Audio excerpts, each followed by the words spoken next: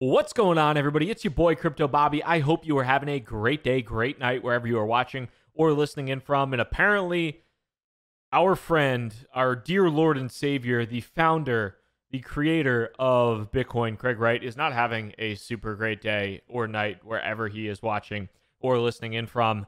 And I hope he doesn't watch or listen in, because if he does, I will probably get sued for saying anything remotely negative. Of course, this is all parody, and this is not in actuality, and this is a legally binding document. By watching this, you cannot sue me. But Craig Wright was in court today and apparently broke down sobbing during his cross-examination, and we have some information from the crypto Twitter legal team, which, as always, is fantastic. Shout out to our man Pally on that. We also have JPMorgan and Goldman Sachs apparently talking about crypto in some way or another. Really interesting stuff now that Facebook has kind of opened the door after Jamie Dimon and JP Morgan were already in the door a little bit, but a lot of things to discuss and to have a conversation about in today's episode. I do want to say a quick thank you and shout out to a lot of individuals for their support on yesterday's announcement. Both on Twitter, a lot of you guys had some really nice things to say via email, as well as in the YouTube comments. So I do want to thank you. After yesterday's announcement of the launch of Proof of Talent, the response so far has been really strong. We have a number of positions that we're recruiting on right now. I've seen a lot of your resumes as well. So we'll be reaching out according to the availability that we have, and really excited about continuing to serve the industry as a whole. And we'll keep you guys in the loop on the different positions that we have open at Proof of Talent, because there are a number of opportunities available right now. But I really just wanted to say thank you guys for your support. It really means a lot. It's definitely a risk that I'm taking doing this. So having some people say some somewhat nice things is always fun to and helpful to see. But hopping into it, outside of the not so nice things or the so nice things that are happening, we have our man, the alleged or not so alleged Bitcoin inventor, Craig Wright, aka Satoshi, aka potentially fake Toshi, aka Dr. Litigious, likes to sue people, Craig S. Wright. And so he's been in court for a lawsuit between Dave Kleiman and his estate. So Dave Kleiman died, and apparently with Dave Kleiman, his estate, or basically the people that have some of ownership over his assets, are suing Craig Wright, saying that Craig Wright owes Dave Kleiman a bunch of Bitcoin to the tune of billions of dollars worth, alleging that he is actually Satoshi. So kind of putting the ball into Craig Wright's court to prove that he is indeed Satoshi, which he obviously says all of the time. So in today's court case, or in today's kind of cross-examination, there were a number of different components where Craig was visibly upset, kind of on the verge of crying, sobbing. And I thought it was, number one, kind of funny, because I think he has put some people in some interesting scenarios. But looking at the reaction from the crypto Twitter squad of lawyers, there are a number of lawyers out there that like to kind of look at the cases that are occurring in the crypto landscape, and Stephen Paley is one of those. And he's been following this case really from day one, which has been great to see. If you want to follow Stephen, if you don't do so yet, I'd recommend it. Just on the topics of legal information in the crypto landscape, he is amongst the best, if not the best. I've met him in person. Good dude, likes beer, likes a lot of great food. So that's my sales pitch for Stephen. But going down to what this case, or what the issues with a lot of this case is actually Craig Wright being held in contempt. And the one thing that Stephen said is his read from afar, and this was as of this afternoon after the court was finished, but basically his read from afar is that Craig Wright is fucked, or excuse me, Craig Wright is effed, and saying that it is played out almost exactly as he has expected, and then said, forgive the language, but it's hard to understate how completely fucked this guy is. So it's going to be really interesting to see what ends up happening with this court case, because you have a person in the crypto space that has obviously, number one, said he is Satoshi. Number two, has kind of played up the court system as like a moat for himself, and that he can use to his own advantage. And it seems like the court system in the United States is not a fan of the way Mr. or Dr. Craig S. Wright conducts business. So how this will pan out should be kind of fascinating to watch. And the initial reactions from the lawyers I've seen have not been good. And that's something I think you want to consider if you are a big Satoshi's eyeball vision guy in the Bitcoin space. If you are, I don't know why you are. I think you should get your head examined, but something to consider, because I think a lot of the trading goes on how the courts rule in this stuff, because it is so dependent upon that. The other kind of counterpoint to that, though, if you're looking at this from a BSV price standpoint and you're looking at speculation, one of my friends in the space said this, Craig Wright basically got embarrassed in court today. So what does somebody with a maybe fragile ego do that has a lot of money when he gets embarrassed in court? Pumps the price of his cryptocurrency. So that individual is actually expecting, you might look at this and say, oh, wow, BSV is screwed because Craig Wright got embarrassed in court today, and there is a legitimate possibility that he's in some pretty big trouble with the courts in the United States. Now, the logical thing might be for you to think, oh, wow, BSV is screwed because it is so reliant on Craig.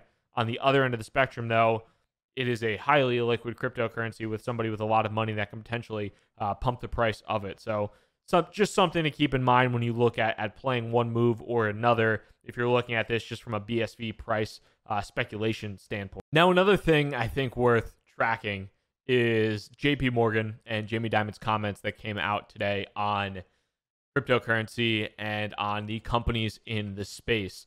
And this is pretty interesting, and I do think it's actually relevant, and he, in some cases, understands, and actually very much understands, that there is a pretty realistic threat, and there are a number of companies that are looking to replicate the banking system, and kind of twofold. You have, number one, you have things like Bitcoin that are looking to replicate what central banks provide to humanity, really, at this point in time, in terms of fiat currency. But you also have companies out there like places like MakerDAO, as well as other companies, maybe things like BlockFi or Compound Finance or Dharma, things like that are replicating certain aspects of the banking system within cryptocurrency, the essentially loans on the blockchain, a lot of different things like that. So Jamie Dimon was interviewed in Yahoo Finance and then said that, number one, he hadn't spoken to Facebook about Facebook Coin, but said blockchain is very real. He doesn't like to say Bitcoin, but he says blockchain. The whole blockchain, not Bitcoin, I think Jamie is firmly in that camp. But he says, I think the competition is very real. We're going to have competitors, whether it's a cryptocurrency competitor, specifically competing, you would think, with JPMorgan coin, or another fintech competitor. We're going to have competitors. I tell our people, don't guess. They're there. They're coming. They want to eat our lunch. Assume it. And I do think it is a good point, because there are, and I've talked to a lot of companies in the space that definitely want to eat JP Morgan's lunch when it does come down to banking and the financial system, as well as the services that they offer. So the fact that he recognizes that is good in some ways, maybe bad in the other, because when you look at that, there's no real naivete as far as these companies aren't a threat to our business. They're not competition.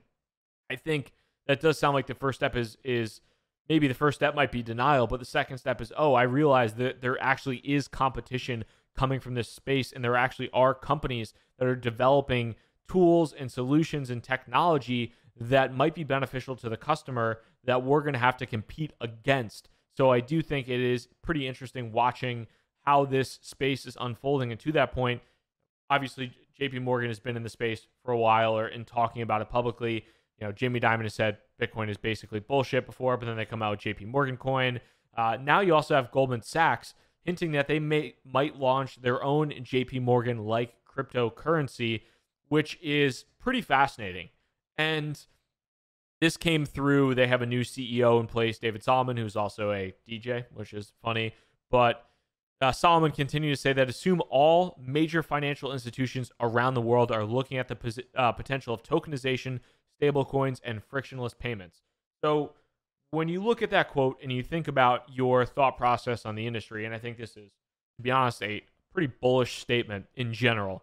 Not only is this about, hey, maybe, you know, they're looking at doing a similar type of cryptocurrency to what JPMorgan is doing, but if you look at that statement and if you think about what that means for the industry, that is massively, massively bullish and positive for the industry. You have the CEO of one of the most famous banks, one of the most famous firms in the world, saying that you have to be assuming that every single major financial institution around the world, not just in the United States, not just in Europe, not just in Asia, or, you know, spread about, assume all major financial institutions around the world are looking at the potential of tokenization, which is one thing, stable coins, which is another, JPMorgan coin, things like USDC, DAI, Tether, whatever, and frictionless payments.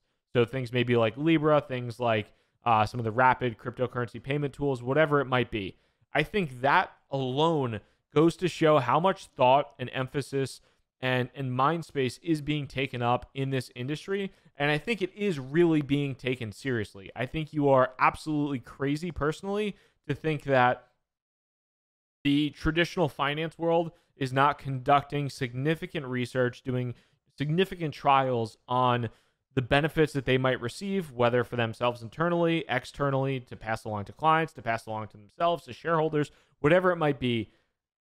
It is a really positive development for the industry as a whole. And if you look at how big the industry is, it is still so small and the use cases are still going to be growing so rapidly. I think that, you know, whether or not you like Goldman Sachs, they have a reputation as the vampire squid. They have a, you know, bad reputation from the financial meltdown in the, you know, 2008, 2009, whatever. Whatever you think about Goldman Sachs, the fact that they're looking at this and saying that every single major financial institution is evaluating the potential and determining if they might be able to utilize some of these technologies, that is a very, very positive thing for the industry. And if you don't think so, I think you're a little bit nuts.